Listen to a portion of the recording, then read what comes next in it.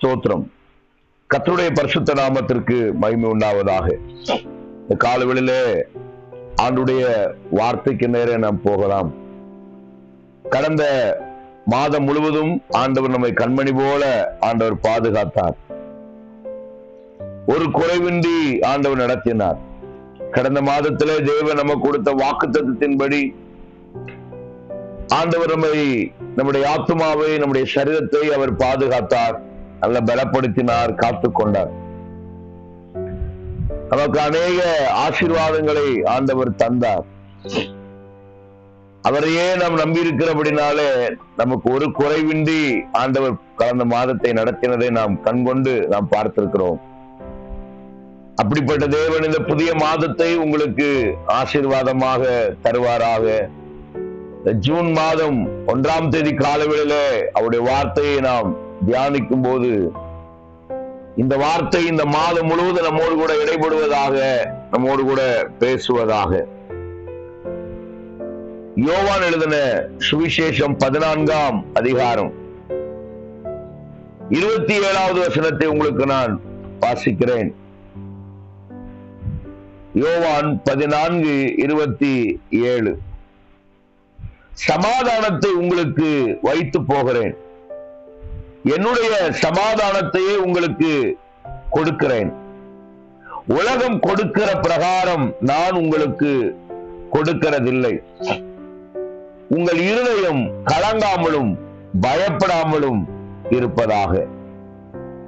ஆண்டவருடைய வார்த்தை இந்த மாதம் நமக்கு தேவன் சொல்லுகிற வார்த்தை. இந்த வசனத்துல அநேக காரியங்கள் இருந்தாலும் நமக்கு தேவன் பேசுகிற தேவனுடைய வார்த்தை,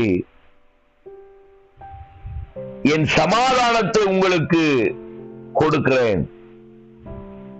அடுத்து சொல்லும்போது சொல்லுகிறார், உலகம் கொடுக்கிறபடி நான் கொடுப்பதில்லை. உலகம் கொடுக்கிற சமாதானம் தற்காலிகமான சமாதானம். உலகம் கொடுக்கிற சமாதானம் தேவைக்கு தகுந்த காரியங்களை கொடுக்கும். உலகம் கொடுக்கிற சமாதானம் எந்த காரியமும் இல்லாம தராது, எதிர்பார்ப்பு இல்லாம சமாதானம் வராது. ஆண்டவர் சொல்றாரு, என்னுடைய சமாதானத்தை உங்களுக்கு தருகிறேன். ஏன் சமாதானம்? அப்ப அவருடைய சமாதானம் எவ்வளவு பெரிய ஆசீர்வாதம்னு பாருங்க. இந்த 6வது மாதத்துல அவருடைய சமாதானம் நமக்கு நிறைவா இருப்பதாக. சமாதானம் இல்லாமல், சந்தோஷம் இல்லாமல் வாழ்க்கையில விரக்தியோடு இருக்கிற தெய்வ ஜனமே, அருமை சகோதரியே, சகோதரனே, கர்த்தர் உங்களோடு பேசுகிற வார்த்தை, இந்த 6வது மாதம் கர்த்தர் உங்களை சமாதானத்தினாலே நிரப்புவாராக. அவர் கொடுக்கிறவர் சமாதானத்தை கொடுத்து உங்களை ஆசீர்வதிப்பாராக. எந்தெந்த விதத்துல கர்த்தர் உங்களுக்கு கொடுக்க வேண்டும் என்று விரும்புகிறீர்களோ அந்தந்த விதத்திலெல்லாம் அவர் உங்களுக்கு கொடுத்து உங்களை ஆசீர்வதிக்க உண்மையுள்ளவராயிருக்கிறார். பிரியமானவர்களே, என் சமாதானத்தை உங்களுக்கு தருகிறேன் என்று சொல்லுகிறார். என்னுடைய சமாதானத்தை உங்களுக்கு கொடுக்கிறேன், உலகம் கொடுக்கிற பிரகாரம் நான் உங்களுக்கு கொடுக்கிறது இல்லை. அப்ப அவருடைய சமாதானம் எப்படி இருக்கும்? பூரணமான சமாதானத்தை கர்த்தர் தருகிறார். அறகுறை ஆசீர்வாதம் கிடையாது, அரைகுறை நன்மை அல்ல, முழுமையான நன்மைகளை ஆண்டவர் உங்களுக்கு தருகிறார். முழு நன்மையை ஆண்டவர் உங்களுக்கு தருகிறார். குறைவுகளை நிறைவாக்குகிறார். கடந்த மாதத்தில் இருந்த குறைவுகள் எல்லாம் அந்த மாதத்தில் நிறைவாகிறது. தேவன் உங்களுக்கு சமாதானத்தை கொடுக்க போகிறார். கடந்த மாதம் எதை குறித்து அழுது கொண்டு சமாதானம் இல்லாமல் இருந்தீர்களோ, இந்த மாதம் அப்படி அல்ல. நீங்கள் எதை குறித்து கவலைப்பட்டீர்களோ அந்த விஷயத்தில் உங்களுக்கு இந்த மாதம் சமாதானத்தை கர்த்தர் தருவார். இந்த மாதம் நீங்கள் சமாதானத்தினால் நிரப்பப்படுவீர்கள். பிரியமானவர்களே, உலகம் கொடுக்கிற சமாதானம் அல்ல, தேவன் கொடுக்கிற சமாதானம் வித்தியாசமா இருக்கும். சங்கீதம் 37ஆம் அதிகாரம் 4வது வசனத்தை உங்களுக்கு வாசிக்கிறேன். கர்த்தரிடத்தில் மனமகிழ்ச்சியாயிரு, அவர் உன் இருதயத்தின் வேண்டுதல்களை உனக்கு அருளி செய்வார். அவர் கொடுக்கிறவர். எப்படி கொடுக்கிறாரா? சமாதானத்தை கொடுக்கிறவர். உலகம் கொடுக்கிற மாதிரி கிடையாது. நான் வித்தியாசமா தருவேன். நான் கொடுப்பது எப்படி இருக்கும்? தேவன் ஆண்டவராகிய கர்த்தர் இந்த 6வது மாதத்துல நமக்கு என்னென்ன கொடுப்பாரா? முதலாவது ஆண்டவர் நமக்கு கொடுக்கிறேன்னு சொல்ற வார்த்தை, இருதயத்தின் வேண்டுதலை உனக்கு அருளி செய்வார். இருதயத்தின் வேண்டுதல் என்ன? நீங்க என்னென்ன வேண்டுதல் பண்றீங்க? இது கிடைச்சா நல்லா இருக்கும், இது நீ தந்தா நல்லா இருக்கும், இது எனக்கு வேணும் ஆண்டவரே. ஒருவேளை பல மாதங்களாக நீங்கள் இந்த காரியத்தை தேவனிடத்தில் கேட்டுக்கொண்டிருக்கலாம். அது படிப்பா இருக்கலாம், வேலை வாய்ப்பா இருக்கலாம், பொருளாதாரமா இருக்கலாம், குழந்தை பாக்கியமா இருக்கலாம், திருமண காரியமா இருக்கலாம், சுகமா இருக்கலாம், ஆரோக்கியமா இருக்கலாம், குடும்பத்தில் சமாதானமா இருக்கலாம். எதுவா இருந்தாலும் சரி, நீங்கள் கேட்டுக்கொண்டதை அவர் கொடுக்கிறவர். உலகம் கொடுக்கிற மாதிரி அவர் கொடுக்க மாட்டார். அவர் வழி வேறு. அவர் வேறு விதமாய் ஆசீர்வதிக்கிறவர். அதனாலதான் ஆண்டவர் சொல்றாரு, என் சமாதானத்தை, ஏன் சமாதானத்தை உனக்கு தாரேன். காலவேளையில நீங்கள் எவைகளை நீங்கள் வேண்டுதல் செய்து கொண்டிருக்கிறீர்களோ, எதற்காக நீங்கள் ஜெபித்துக் கொண்டிருக்கிறீர்களோ, அதை உங்களுக்கு இந்த மாதம் தருவார். உன் இருதயத்தின் வேண்டுதல்களை ஆண்டவர் உனக்கு அருளி செய்வார். உங்களுக்கு நீங்க போதும் போதும் சொல்ற அளவுக்கு இந்த மாதத்துல நன்மையினாலும் ஆசீர்வாதங்களினாலும் கர்த்தர் இந்த மாதத்தை நிறைப்பாராக. ரோமர் 8ஆம் அதிகாரத்திலே வாசிக்கிறோம். ரோமர் 8:32, தன்னை சொந்த குமாரன் பாராமல் நம் எல்லாருக்காகவும் அவரையே ஒப்புக் கொடுத்தவர் அவரோடு கூட மற்ற எல்லாவற்றையும் நமக்கு அருளாதிருப்பது எப்படி? இருதயத்தின் வேண்டுதல்களை உனக்கு அருளி செய்வார்.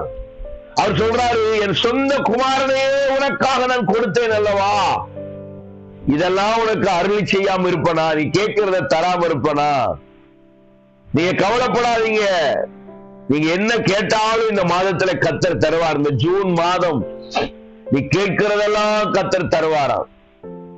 ஏன்னா என் சொந்த குமாரனையே உனக்காக தந்திருக்கனே, மற்ற எல்லாவற்றையும் அருளாதிருப்பது எப்படி? அனைத்தையும் இந்த மாதம் உங்களுக்கு தருவார். அனைத்தையும் தருவார். கேட்கிற எல்லாவற்றையும் தேவன் தர ஆண்டவர் உண்மை உள்ளவராக இருக்கிறார். பிரியமானவர்களே, அது சிறிதா இருக்கலாம், அது பெரியதா இருக்கலாம், அது உங்களுக்கு தகுதிக்கு மிஞ்சி இருக்கலாம். ஆனாலும் தேவன் தருவதற்கு வல்லவராயிருக்கிறார். சங்கீதம் 104ஆம் அதிகாரம் 27-28 சொல்லப்பட்டிருக்கிறது. ஏற்ற வேளையில் ஆகாரத்தை தருவீர் என்று அவைகள் எல்லாம் உம்மை நோக்கி காத்திருக்கும். நீர் கொடுக்க அவைகள் வாங்கிக் கொள்ளும். நீர் உம்முடைய கையை திறக்க அவைகள் நன்மையால் திருப்தியாகும். வேற என்ன சொல்றது?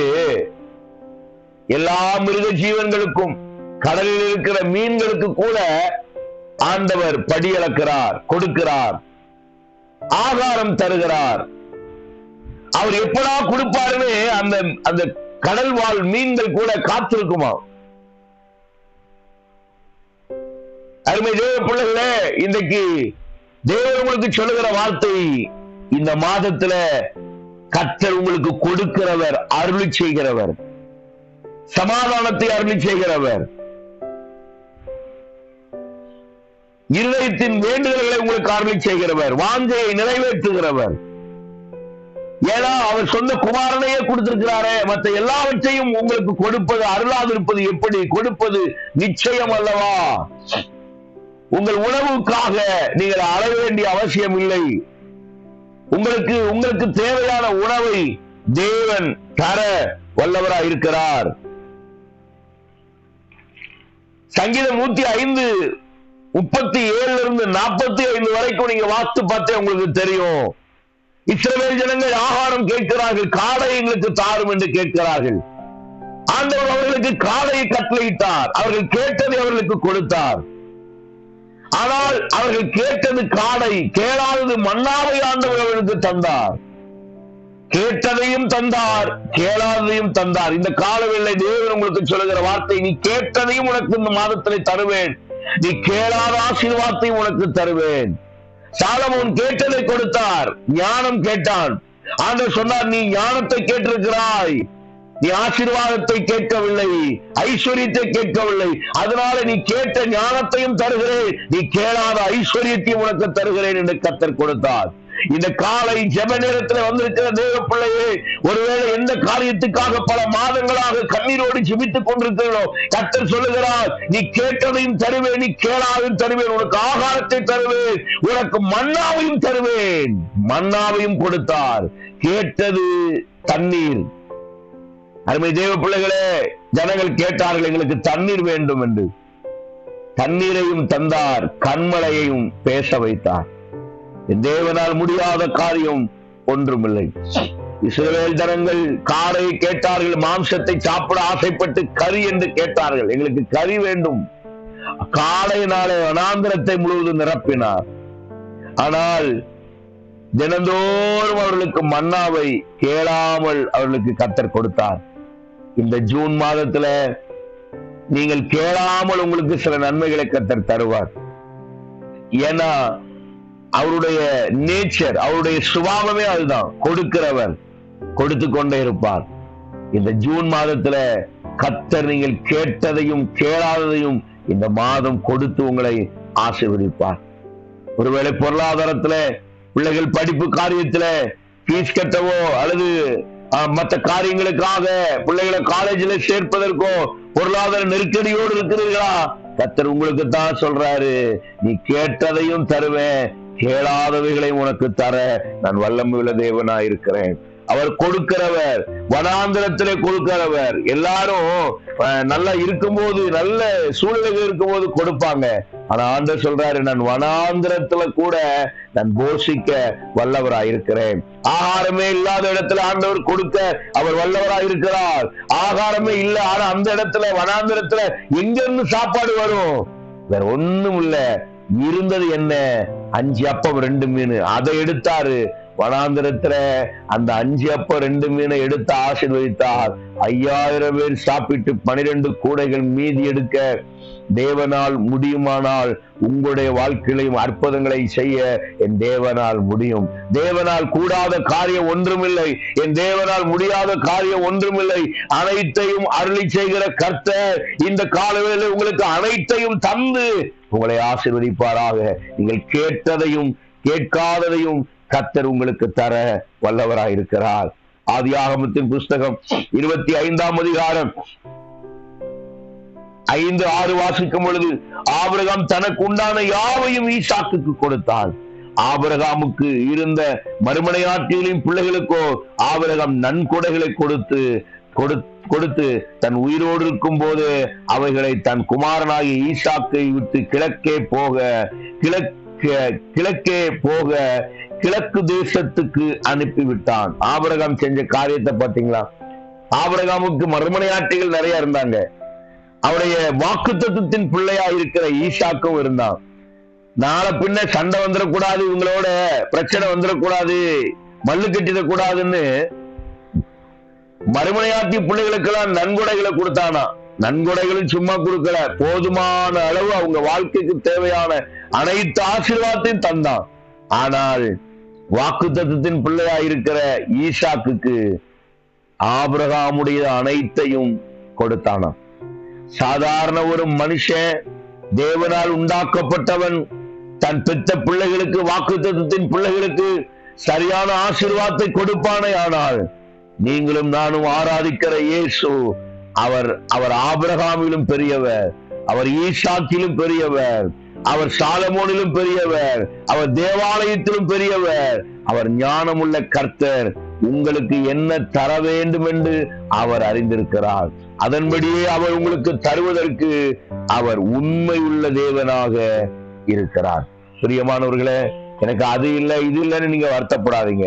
அது கிடைக்கல இது கிடைக்கலன்னு நீங்க சோர்ந்து போகாதீங்க. கர்த்தர் சொல்றாரு, நான் சரியான நேரத்துல உன்னுடைய ஆசீர்வாதங்களை உன் கையில கொடுப்பேன் என்று அவர் வாக்கு தந்த தேவனாக இருக்கிறார். மத்தேயு 10ஆம் அதிகாரம் 9-10 வாசிக்கும் போது வழிபோக்கனை குறிச்சு வேலைக்காரனை குறிச்சு தெளிவாக போடப்பட்டிருக்கிறது. வழிக்காக போஜன பதார்த்தங்களை ஊழியர் செய்ய போகும்போது நீ அதெல்லாம் எடுத்துட்டு போகாத. ஒரு இடத்துக்கு ஊழியத்துக்கு போகும்போது நீ வழியில போறதுக்கு எனக்கு சாப்பாடு வேணும், அது வேணும், இது வேணும்னு என்ன செய்யாத, எடுத்துட்டு போகாத. ஏன்னா நான் உனக்கு படியளக்கிறவர் ஆண்டவர் சொல்லும்போது சொல்லுகிறாரு, வேலையால் தன் ஆகாரத்துக்கு பாத்திரனாயிருக்கிறான். நீங்க கர்த்தருக்கு காரியத்துல சரியா இருந்தீங்கன்னா உங்க காரியத்துல கர்த்தர் சரியா இருப்பார், ஆசீர்வாதங்களை கொடுத்துட்டே இருப்பார். வேலையால் ஆகாரத்துக்கு பாத்திரவானா இருக்கிறான். கர்த்தருக்காக நீங்க வேலை செஞ்சீங்கன்னா உங்க காரியத்தை கர்த்தர் பார்த்துக்கிடுவார். இந்த 6வது மாசம் உண்மையிலேயே தேவன் உங்களுக்கு சொல்லுகிற வார்த்தை, கர்த்தருக்காக நீங்க நிலைச்சு நின்னீங்கன்னா, கர்த்தருக்காக நீங்க காரியங்களை செஞ்சீங்கன்னா உங்க ஆகாரத்தை கர்த்தர் பார்த்துக்கிடுவாரு. உங்களுக்கு கொடுக்க வேண்டியதை கர்த்தர் தருவாரு. உங்களுக்கு தேவையான அங்கி, உங்களுக்கு தேவையான வீடு, வசதி வாய்ப்புகள், வேலை வாய்ப்புகள் அனைத்தையும் அவர் உங்களுக்கு தர அவர் வல்லவராய் இருக்கிறார். ஆமீன், ஸ்தோத்திரம். பட்டினியா ஒரு நாள் விடமாட்டார். உங்களை கவலைக்கு ஏதுவாக உங்க வாழ்க்கையில எதையும் அவர் செய்ய மாட்டார். அவர் சரியான காரியங்களை உங்களுக்கு செய்து உங்களை ஆசீர்வதிக்க என் தேவன் உண்மை உள்ள தேவனா இருக்கிறார். பதற்றம் வேண்டாம், பயப்படாதீங்க. சில காரியத்தை குறிச்செல்லாம் நீங்க பயந்து கலங்க வேண்டிய அவசியமே கிடையாது. வேதம் சொல்லுது, சங்கீதம் 138:8 கர்த்தர் எனக்காக யாவையும் செய்து முடிப்பார். அந்த தைரியம் உங்களுக்கு வேணும்.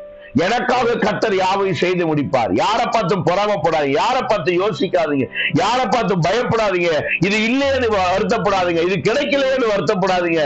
ஆண்டவர் சொல்றாரு, ஏற்ற வேலை உனக்கு தருவேன், அதை விட மேலாக கர்த்தர் எனக்காக யாவையும் செய்து முடிப்பார். இந்த ஜூன் மாதத்துல உங்களுக்காக யாவையும் செய்து முடிக்கிற ஒரு தேவன் உங்களோடு இருக்கிறார். நீங்கள் பயப்பட வேண்டிய அவசியம் இல்லை. எதை எடுத்தாலும் சோர்ந்து போகாதீங்க. கர்த்தர் உங்களுக்காக யாவையும் செய்ய அவர் வல்லவராக இருக்கிறார். 1-2 செய்வார் அப்படி கிடையாது. ஏதோ ஒரு காரியத்தை உங்களுக்கு செய்வார் அப்படி இல்ல. ஒரு காரியம் விடாம எல்லாவற்றையும் யாவையும் உங்களுக்காக செய்து முடிக்க என் தேவன் உண்மை உள்ளவராக இருக்கிறார். ரோமர் 9:28 சொல்லுது, காரியத்தை நிறைவேற்றி முடிப்பார். சீக்கிரத்தை தீவிரமாய் உங்கள் காரியத்தை நிறைவேற்றி முடிப்பார். எந்த விஷயமா இருந்தாலும் சரி, இந்த மாதம் உங்களுக்கு அது நடக்கணுமா, கர்த்தர் சொல்றாரு, அதை தீவிரமாய் நிறைவேற்றி முடிப்பேன், வேகமாய் அவைகளை நிறைவேற்றி முடிப்பேன். அவரால் கூடாத காரியம் ஒன்றும் இல்லை. சங்கீதம் சகரியா 4ஆம் அதிகாரம் 9வது வசனம் சொல்லுகிறது, அவன் கை துவங்கினதை அவனுடைய கையே நிறைவேற்றி முடிக்கும். இந்த மாதத்துல எதெல்லாம் நீங்க ஆரம்பிச்சீங்களோ அவைகள் எல்லாம் உங்கள் கையே முடிக்க கர்த்தர் கிருபை தருவார். இன்னொருத்த வந்து நீங்க தொட்டதை உனக்கு சரியில்லை, உனக்கு தெரியல, நான் பார்த்துக்கிறேன்னு கைமாறி போவது அல்ல. உங்க கரத்தினால் ஆரம்பித்த விஷயங்களை, வேலைகளை உங்கள் கையினாலே கர்த்தர் இந்த மாதத்துல, இந்த ஜூன் மாதம் முடித்து அற்புதங்களை செய்ய வல்லவராய் இருக்கிறார். பிரியமானவர்களே, உங்களுக்கு கொடுப்பேன் என்று சொன்னதை தருவார். சோர்ந்து போகாதீங்க, கர்த்தர் எல்லாவற்றையும் தர அவர் வல்லவராய் இருக்கிறார். யோபு சொல்றான், யோபு 23:14 எனக்கு குறித்ததை அவர் நிறைவேற்றி முடிப்பார். உங்களுக்கு குறித்து ஒண்ணு வச்சிருக்கிறாரு. இந்த மாதம் சில காரியத்தை தரணும்னு அவர் குறிச்சு வச்சிருக்கிறாரு. இந்த மாதத்துல நீங்க செய்ய வேண்டியது என்ன, எனக்கு தாருன்னு கேட்டா உங்களுக்கு தருவார். நீங்க அழுது புலம்ப வேண்டிய அவசியம் இல்லை, நீங்க கெஞ்சி கூத்தாட வேண்டிய அவசியம் இல்லை. அவர் கேட்கிற எல்லாவற்றையும் தருகிறவர். நேர்த்தியான காரியத்தை ஆண்டவர் உங்களுக்கு தருவார்.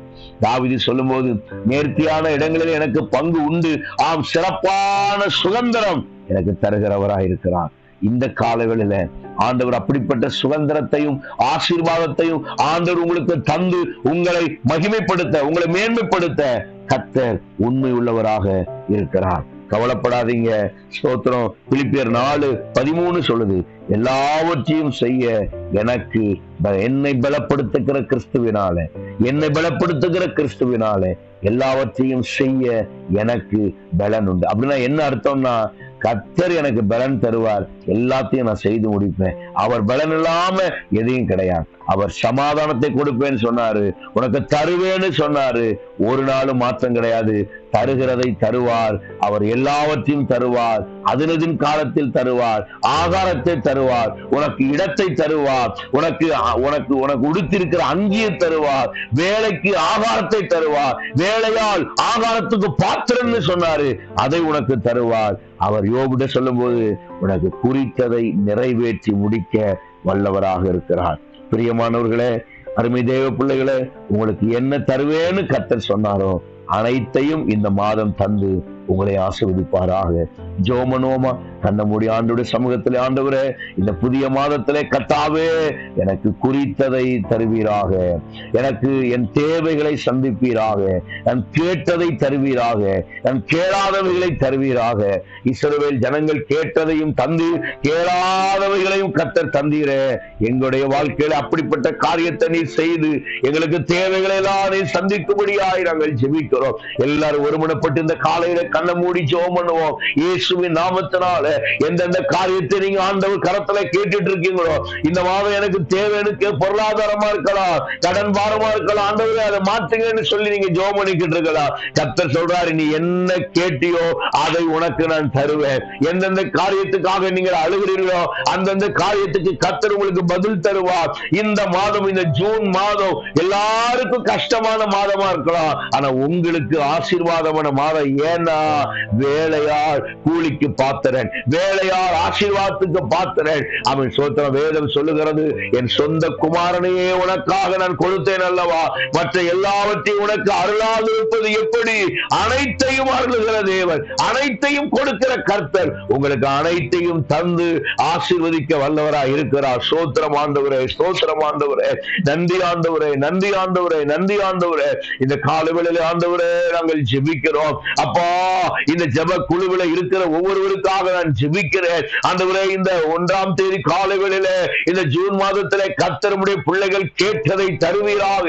என்ன தேவைக்காக அவர்கள் ஆண்டவரே கண்ணீரோடு நிற்கிறார்களோ அந்த தேவைகளை கர்த்தர் சந்தித்தருளும்படியாய் ஜெபிக்கிறேன். பெரிய காரியங்களை கர்த்தர் செய்தருளுவீராக. ஊழியக்காரர் இருக்கிற நாள் உடைய பிள்ளைகளை பிதா குமாரன் பரிசுத்தாவின் நாமத்திலே ஆசீர்வதிக்கிறேன்.